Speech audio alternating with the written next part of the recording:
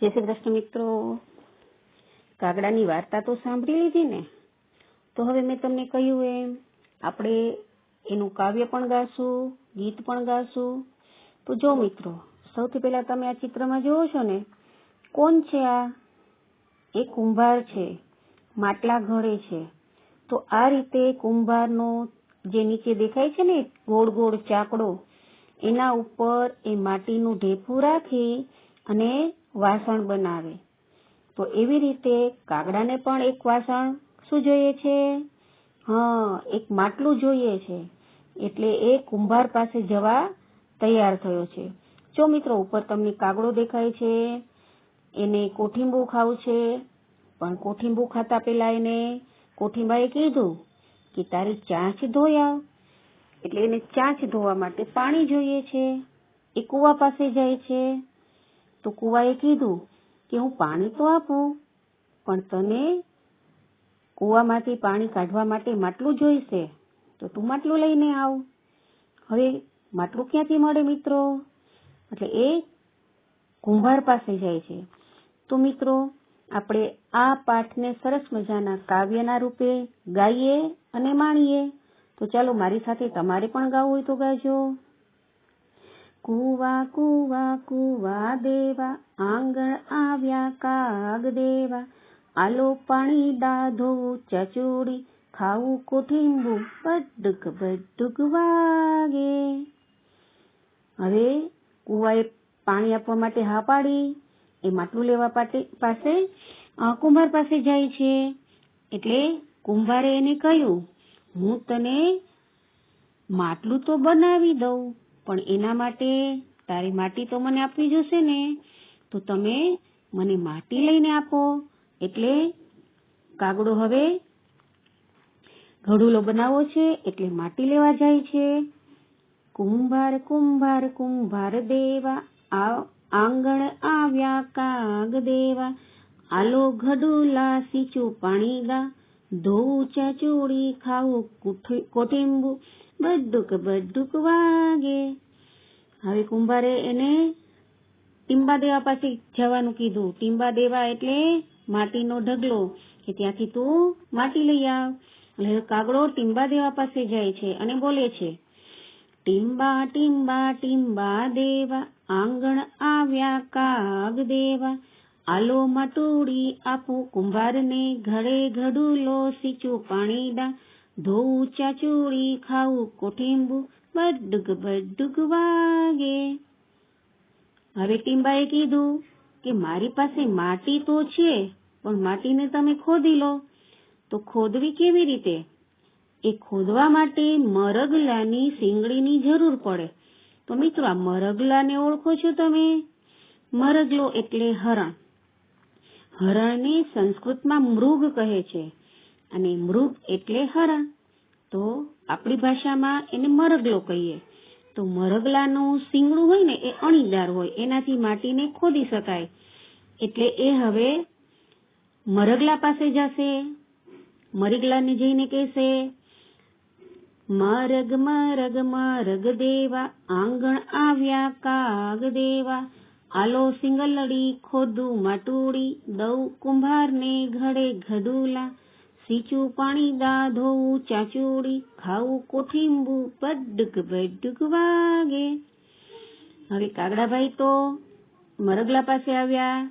મરગલાને કહે છે, તમારી શીંગડી આપો, એટલે હું માટી ખોદું, કુંભારને આપું અને મારા માટે ઘડુલો ઘડે.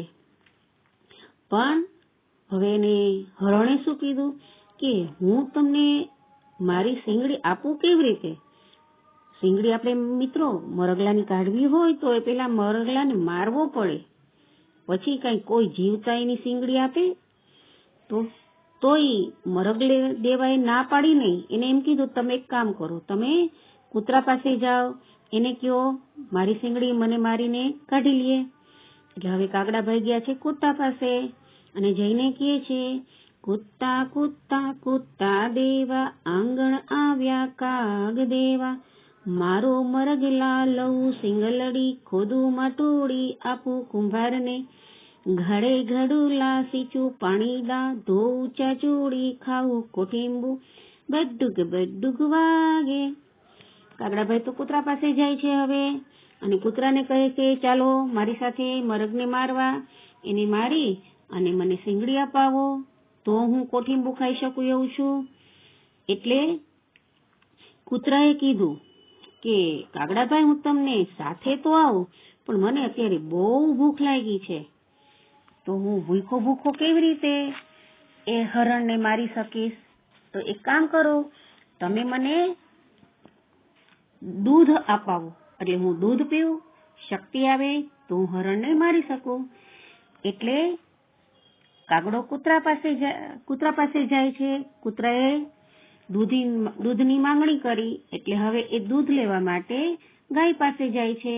ગાયને કહે છે, ગૌરી ગૌરી ગૌરી દેવા, આંગણ આવ્યા કાગ દેવા, આલો દૂધલડા પાઉં કુતલડા, મારે મરગલા લઉં સિંગલડી, ખોદું માટુડી આપું કુંભારને, ઘડે ઘડુલો સીંચું પાણીડા, ધોઉં ચાંચુડી ખાવું કોઠીંબુ, બડ્ડુગ વાગે. હવે કાગડાભાઈ તો ગાય પાસે ગયા, ગાય પાસે દૂધની માંગણી કરી, તો ગાયે પણ એ જ જવાબ આપ્યો કે કાગડાભાઈ, મને થોડું ઘાસ ખવડાવો તો હું તમને દૂધ આપું ને. તો એના માટે તમે સીમમાં જાઓ. સીમ એટલે મિત્રો, જ્યાં ગાય ઘાસ ચરવા જતી હોય એ ગામની કિનારો, ત્યાં ઘાસ ઉગેલું હોય, થોડું જંગલ જેવું હોય, ખેતર જેવું હોય, ત્યાં ઘાસ હોય, ગાય ત્યાં ખાય. કે તમે સીમમાં જાઓ અને ઘાસ લાવો, એ ઘાસ હું ખાઈશ એટલે તમને દૂધ આપીશ. એ કાગડાભાઈ તો ગયા સીમ પાસે અને બોલ્યા, સીમ સીમ સીમ દેવા, આંગણ આવ્યા કાગ દેવા, આલો ખડલા નીરુ ગૌરીને, દો દૂધલડા પાવું કુતલડા, મારે મરગલા લઉં સિંગલડી, ખોદું માટુડી આપું કુંભારને, ઘડે ઘડુલા સીંચું પાણીડા, ધોઉં ચાંચુડી ખાવું કોઠીંબુ, બડ્ડુગ વાગે. સીમે તો કહ્યું કે ઘાસ લઈ જાઓ અને ગાયને ખવડાવો, પણ ઘાસ કાપવા માટે તમારા પાસે દાતરડું તો જોશે ને. તો તમે લુહાર પાસે જાઓ અને ત્યાંથી દાતરડું લઈ આવો.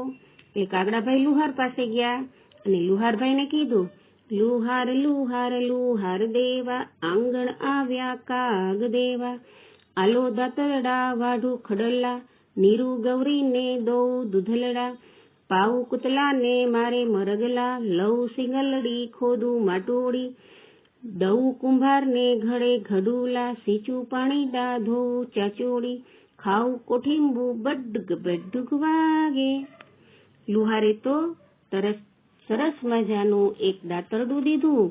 આલ્યો કાગડાભાઈ, આ દાતરડું લ્યો અને ઘાસ કાપો, ઘાસ ગાયને ખવડાવો, ગાય દૂધ આપે તો કૂતરાને પીવડાવો, કૂતરો તમારી સાથે આવશે, મૃગને મારી એની શીંગડી લઈ આવો, અને પછી તમે એ શીંગડીથી માટી લઈ લેજો અને માટી તમે કુંભારને આપજો, અને કુંભાર એ તમને સરસ મજાનું એમાંથી એક ઘડુલો ઘડીને દેશે. એનાથી તમે કૂવામાંથી પાણી કાઢજો, પાણીથી ચાંચ ધોજો અને પછી તમે કોઠીંબુ ખાજો. એટલે આવી રીતે જો મિત્રો આપણે ખાલી કોઠીંબુ ખાવું છે તો કેટલી મહેનત કરવી પડી, એવી રીતે ઘણીવાર આપણે આપણા કાર્ય માટે ખૂબ મહેનત કરવી પડે છે. તો આપણે મહેનત કરવા માટે તૈયાર રહેવું જોઈએ. હવે મિત્રો અહીંયા તમને એક વ્યવસાય દેખાડેલો છે કે કઈ રીતે કુંભાર માટલા ઘડે છે. એ તો મેં તમને પેલા ચિત્રમાં બતાવી દીધું કે આવી રીતે કુંભાર એનું ચાકડો હોય એની મદદથી માટલા ઘડે છે. પણ મિત્રો તમારે બીજી રીત જોવી છે, તમારે જાતે કઈ વસ્તુ બનાવવી હોય તો હું તમને બીજી વસ્તુ પણ બતાવું છું. તો જોઈ લો, અહીંયા આપણા જ પાઠમાં એક બતાવેલી છે.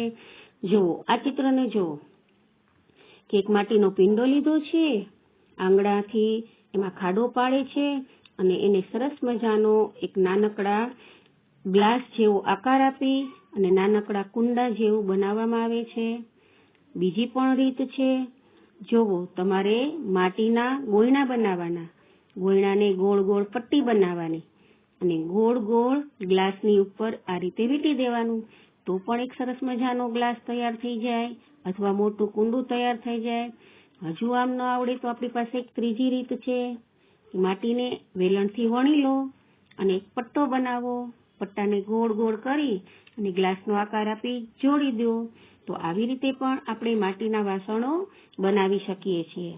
તો મિત્રો, મજા આવીને આ પાઠમાં? તમે પણ માટીના વાસણ બનાવજો અને આ કાવ્યને ગાજો, ખૂબ મજા આવશે. ઠીક છે, આવજો. જય શ્રી કૃષ્ણ.